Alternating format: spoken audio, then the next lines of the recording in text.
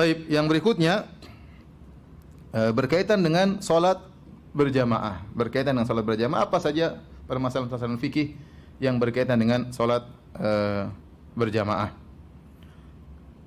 Taib, yang pertama, ya, pendapat yang terpilih, ya, dan hampir kita dapati fatwa-fatwa ulama, ya, baik ulama dahulu maupun ulama sekarang, ya, yang berkompeten, mereka mengatakan jika, ya, sudah terjadi wabah, ya, di suatu tempat, ya, maka tidak mengapa seorang meninggalkan, ya, salat berjamaah karena khawatir terkena penyakit wabah tersebut, ya. Tidak mengapa dia meninggalkan salat berjamaah, tidak mengapa dia meninggalkan salat Jumat, ya, agar tidak semakin tersebar virus tersebut. Dia ikhtiar, dia tidak keluar dari kotanya, dia bersabar, tapi dia juga tidak mengantarkan dirinya pada hal-hal yang bisa membuat dia binasa, ya. Tidak sengaja kemudian tawakal, saya pergi ke tempat pertemuan, tawakal, ya, kalau Allah berkehendak saya kena penyakit, kalau enggak, ya memang semua atas kehendak Allah. Tapi Nabi kan berkata, firra minal majzum, firaraka minal asad. Kaburlah engkau dari sumber penyakit, ya, sebagaimana kau lari dari apa? Singa. Maka segala hal yang bisa mengantarkan kita kepada penyakit, maka kita jauhi. Dan sekarang para ahli kesehatan sudah mengatakan di antara tempat-tempat yang mudah terjadi penularan, tempat-tempat keramaian. Tempat-tempat keramaian, ya, apalagi kita berdesak-desakan, maka virus dengan mudah untuk berpindah. Dan ini bukan suatu hal yang diduga-duga, ya, belum tentu. Enggak, kita sudah lihat kejadian mudarat yang benar-benar terjadi. Tatkala tidak diindahkan hal ini, maka terjadilah apa yang terjadi, ya. Ya, terjadi dengan mudah cepat seperti di Wuhan, ya, karena ada acara pertemuan, ya, hari raya atau apaan, sehingga mudah sekali tersebar di antara mereka, ya. Kemudian misalnya di Iran, ya, mereka sok-sok tawakal, ya, kita lihat di video di YouTube, mereka, kita tawakal, tidak apa-apa ke sini, ya.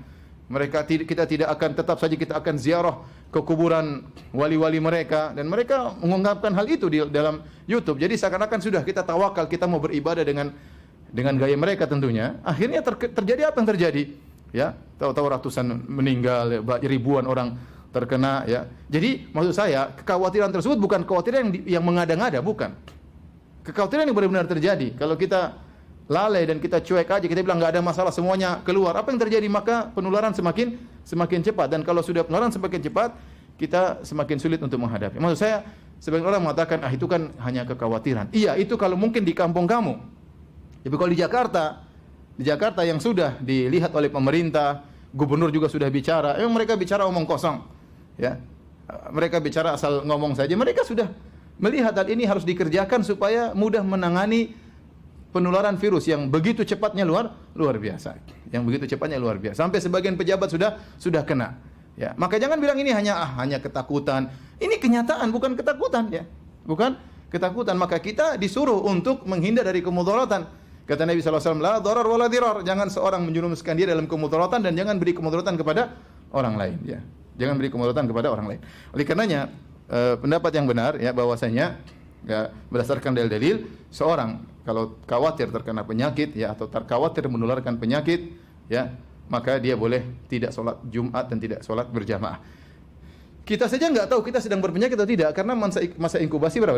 Dua minggu. Katanya sekarang virusnya semakin jago, bisa jadi masa inkubasinya bisa lebih panjang. Kalau bisa jadi kita berpenyakit, kita sentuh orang, akhirnya kita beri mudarat kepada orang lain, ya. Kita tidak apa-apa, tapi dia apa-apa. Ternyata dia tua, kita sehat, virus tidak bisa melawan kita, tapi orang tua ini akhirnya meninggal dunia. Makanya perlu kerjasama rame-rame antara penduduk Jakarta, harus mengerti akan hal ini, memikirkan dirinya dan memikirkan keluarganya dan memikirkan orang lain. Memikirkan orang lain. Karena kalau sudah penularan sudah begitu luas, maka rumah sakit tidak mampu untuk menangani. Sehingga akhirnya banyak akan meninggal dunia berdasarkan pengalaman yang ada, yang sudah terjadi di negara-negara tetangga, ya. Kemarin kasus seperti di Malaysia, Anda dapat berita bahwasanya banyak kejadian karena misalnya pertemuan di masjid. Bahkan ada berita datang kemudian sekelompok jamaah tertentu, ya, bikin pertemuan, ya, di suatu masjid, 56 orang akhirnya ketahuan kena kena corona dalam sekali pertemuan, ya. Jadi bukan perkara yang dianggap sepele atau hanya sekedar menduga-duga, kekhawatiran yang berlebihan. Bukan kekhawatiran berlebihan, ini kenyataan. Taib. Adapun dalil menunjukkan bolehnya kita meninggalkan sholat berjamaah atau sholat Jumat kalau memang kondisinya sudah parah. Ya, dan saya rasa Jakarta sudah berlaku karena Pak Anies sudah berbicara, Pak Jokowi juga sudah berbicara ya untuk menganjurkan ibadah di rumah. Berarti kondisi sudah mereka sudah lihat suatu perlu untuk dilakukan. Di antaranya ya kita dapati bahwasanya kewajiban berjamaah bisa gugur kalau ada hal-hal yang menghalangi. Contoh hujan. Kalau hujan kita boleh tidak pergi ke masjid ya. Contohnya angin kencang. Para ulama sudah buku fikih mereka. Contohnya seorang sakit ya, seorang sakit. Dia tidak pergi ke masjid ya. Bahkan wahal, becek, misalnya becek kemudian sulit ke masjid, maka tidak usah ke masjid. Kalau hujan saja boleh orang tidak ke masjid, yang kalau kita kena hujan kita mati atau tidak? Tidak mati. Kita tidak mati. Kalau kita keluar becek, baju kita kotor-kotor, kita mati? Enggak mati. Ya, itu saja bisa membuat orang untuk tidak sholat berjamaah. Apalagi penyakit yang ada, yang enggak kelihatan ya, tapi ada, yang bisa saja terkena siapapun ya dalam keramaian-keramaian tertentu ya. Maka kekhawatiran tersebut tidak mengapa membuat seorang boleh untuk tidak sholat berjamaah. Di sini ada dua kaidah yang ingin saya sebutkan. Pertama, uzur yang membolehkan untuk tidak sholat berjamaah, itulah uzur yang membolehkan untuk tidak sholat Jumat. Uzurnya sama. Uzurnya sama. Jadi uzur yang membolehkan tidak sholat berjamaah, itulah uzur yang membolehkan untuk tidak sholat Jumat ya.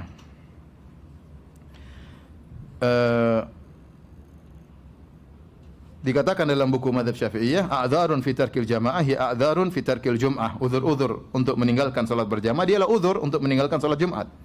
Ya, fala tajibul jum'atu ala khaifin ala nafsihi. Maka tidak wajib Jumatan bagi orang yang khawatir tentang dirinya.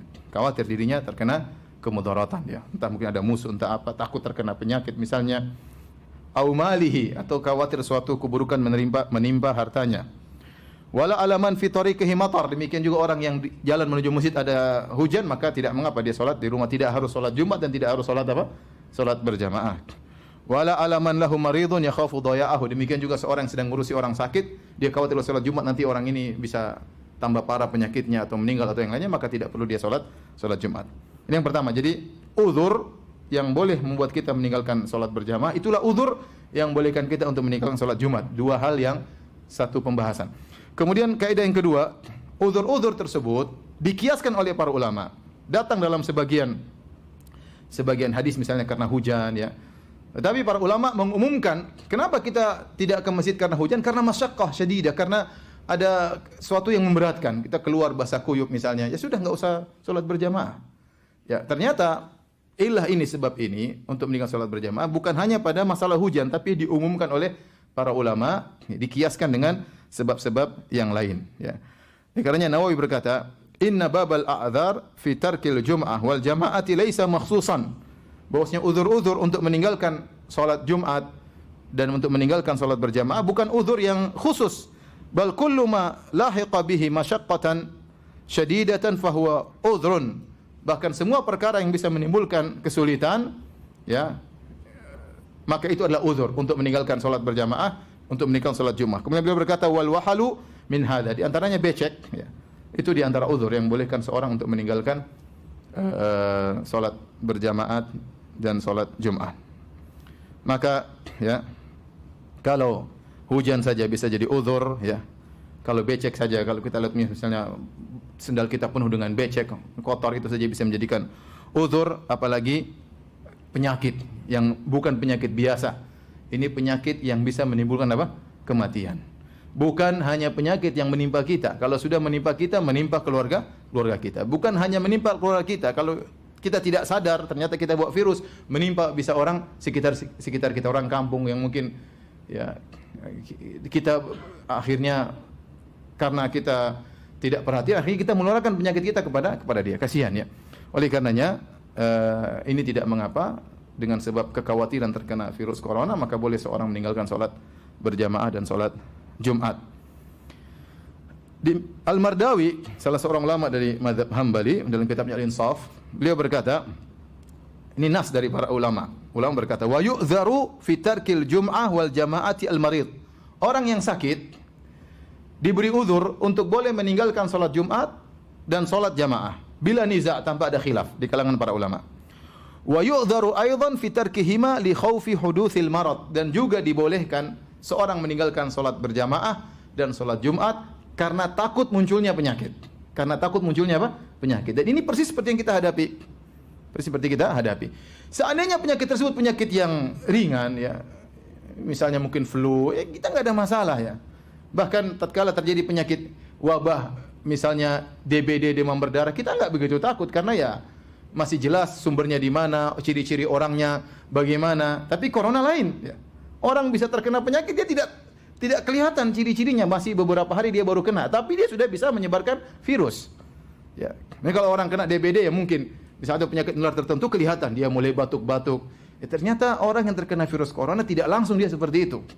Dia bisa sehat seminggu pertama, atau bisa dia bahkan sehat terus, tetapi ternyata dirinya sudah membawa penyakit. Ya. Maka tentu ini hal lebih mengerikan, dan ternyata penyakit tersebut bisa menimbulkan kematian, Maka jika seorang meninggalkan salat Jumat atau salat berjamaah karena ketakutan akan hal ini, maka dibolehkan ya. Demikian juga tatkala kita salat, sekarang prakteknya kita salat, terkadang kita paranoid.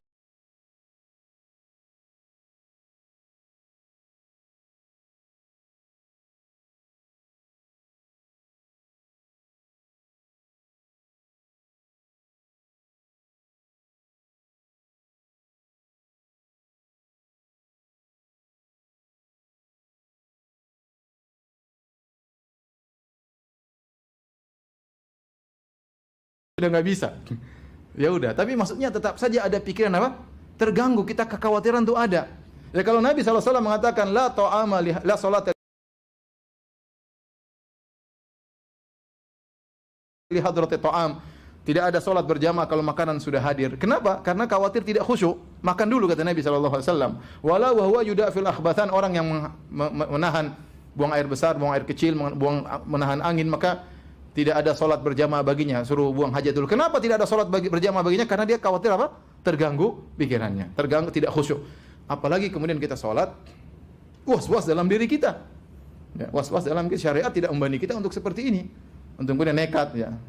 Meskipun was-was, tapi saya katakan, saya berbicara tentang diri saya saja ya, tetap saja ada apa? Was-was ya. Sebelumnya ya, sekitar 4 minggu yang lalu saya pergi ke Singapura ya. Sudah ada orang terkena virus. Saya pergi ke Johor, sudah ada orang kena virus corona di sana. Tapi saya tidak ada paranoid ya, karena saya maksudnya belum separah yang disebutkan sudah ada orang-orang kena penyakit corona. Tapi begitu saya sudah di sini, kemudian ada pengumuman dari pemerintah secara resmi, jumlah yang semakin bertambah, belum lagi ada laporan-laporan di luar dari laporan pemerintah misalnya, maka ya wajar kalau kemudian orang apa? Khawatir. Itu wajar ya. Wajar ya. Maka ini di antara hal yang menguatkan, ya sudah, kalau daripada kamu sholat was-was terus ya.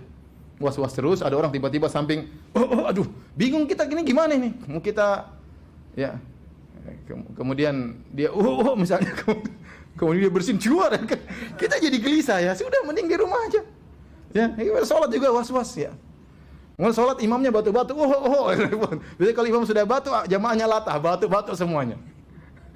Dan kita akhirnya was-was ya. Wajar, kita manusia ya. Mau diapain?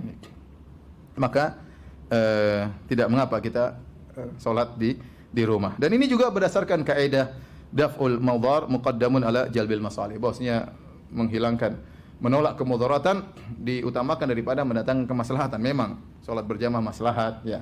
Ada yang mengatakan wajib sholat berjamaah, ada yang mengatakan sunnah. Sholat Jumat juga maslahat. Tapi kalau ada mudarat yang bukan mudarat yang dipersangkakan, tapi benar-benar terjadi, ya. Seandainya kita mengatakan semua sholat nggak ada masalah, ya, bisa jadi parah. Ini coba mungkin ada yang mengatakan tidak, mengapa sholat berjamaah, sholat Jumat kerjakan saja ramai, pengajian kerjakan saja nggak ada masalah.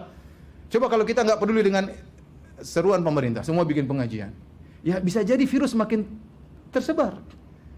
Ya. Kamu aja penakut, saya enggak. Ya kalau kamu saja misalnya bikin pengajian mungkin enggak parah, tapi kalau semua orang tidak mengindahkan anjuran pemerintah, saya bikin pengajian sehari 3 kali, rame sana rame sini, rame ustaz yang fulan lagi, yang ustaz lain juga demikian, sholat berjamaah rame terus, ya benar, khawatir kenyataannya, dan sudah terjadi di negara lain ya. Saya dapat Malaysia, di antara sebab terjadi penyebaran virus adalah di masjid-masjid. Ya. Ada saya bilang tadi pertemuan kelompok orang bikin pengajian akhirnya terkena apa? Terkena virus. Ini terjadi. Ya. Maksud saya kekhawatiran itu bukan kekhawatiran yang mengada-ngada, tapi benar-benar terjadi dan sudah terjadi di negara-negara tetangga kita. Dan bisa saja, waliyadzubillah, bisa saja kita juga mengalami seperti apa yang mereka rasakan. Taib. Alhamdulillah ada fatwa dari ulama Al-Lajnah Ad-Daimah yang dikeluarkan pada tanggal 7 Rajab 1441 Hijri atau 12 Maret 2020 berkaitan dengan fatwa-fatwa tentang orang-orang terkena berkaitan dengan corona. Ya, kita tahu di Saudi belum separah seperti Kuwait, ya. Itu pun pemerintah Arab Saudi kemudian langsung menutup orang-orang tidak boleh umrah. Ya. Kita nggak bilang kemana orang Saudi, kenapa nggak tawakal, biarkan saja orang umrah, nggak bisa. Ini perkaranya nggak gampang. Bayangkan kalau pintu umrah dibuka, meskipun dengan pemeriksaan yang ketat. Karena masalahnya tadi saya katakan, orang kena corona tidak mesti nampak dia tanda-tandanya. Dia mungkin kelihatan sehat, dia tidak bersin. Ternyata tubuhnya kuat, imunnya kuat, virus corona nggak bisa apa-apa. Tapi dia bawa. Kemudian dia umrah, singgol sama orang macam-macam. Kemudian Mekah menjadi sumber wabah. Apa kata dunia? Apa kata orang-orang non-muslim misalnya? Lihat Mekah sebagai sumber apa? Sumber penyakit. Maka saya bilang pemerintah Arab Saudi serius, itu bagus ya. Ya, kita juga termasuk orang-orang yang tidak bisa umrah. Padahal saya punya jadwal umrah, di depan ada 3 jamaah. Semua menerima karena mereka tahu apa yang tindakan yang diambil oleh pemerintah Arab Saudi sudah benar. Padahal mereka tidak ramai, maksudnya tidak terjangkiti seperti kita. Seperti di Jakarta, tidak seperti di Kuwait, ya. Kalau di Kuwait sudah parah, ya, sampai salah seorang ulama bernama Syekh Utsman Khamis, ya. Beliau sempat menyampaikan pengajian beberapa minggu sebelumnya. Beliau mengatakan sudah bertawakal, tidak apa-apa kita ke masjid, nggak ada masalah, jangan khawatir, yang penting kita berdoa. Kemudian beliau cabut pernyataan beliau beberapa hari lalu. Beliau cabut, beliau mengatakan kita ikut pendapat para majelis ulama di Kuwait, tidak boleh ada yang ke masjid. Beliau cabut. Kenapa? Kondisi semakin apa? Semakin parah. Maka saya katakan hukumnya tidak sama mungkin Jakarta dengan tempat lain. Tempat lain mungkin boleh seorang apa? Masih ke masjid karena kondisinya belum seperti Jakarta. Tapi kalau Jakarta, Pak Anies hafizahullah sudah menyatakan, Pak Jokowi hafizahullah juga sudah menyatakan bahwasanya kondisinya sebaiknya ke rumah. Berarti ada sesuatu yang harus dikhawatirkan, ya, untuk bisa penanganan agar virus tidak semakin tersebar. Tapi maksud saya, inilah fatwa dari ulama Al-Lajnah Ad-Daimah dari Arab Saudi pada tanggal 12 Maret 2020. Di antara fatwa tersebut intinya orang yang sudah terkena penyakit maka tidak boleh ke masjid, dilarang. Atau tanda-tanda penyakit maka dilarang ke masjid. Adapun orang yang sehat bagaimana? Kata mereka, man khasya an yatadarrar aw yadurru ghairahu fayurakhas lahu fi adami syuhudil jum'ah wal jamaah. Adapun orang yang takut untuk mendapat kemudaratan, dia tahu dia tidak sakit, tapi dia takut dapat apa? Kemudaratan, ya.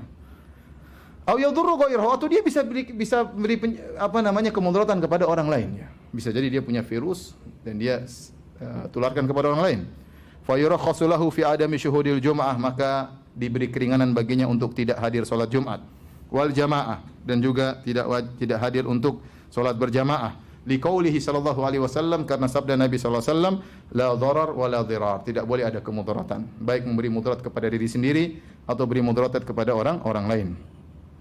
Wa fi kulli ma dzukir idza lam yashhadil jum'ah fa innahu yusalliha zuhran 4 rakaat. Dan kalau seorang tidak hadir salat Jumat, maka dia ganti salat di rumahnya, salat zuhur 4 rakaat, ya. Kalau tidak salat Jumat maka ganti salat zuhur 4 rakaat. Ini fatwa terbaru dari Al-Lajnah Daimah.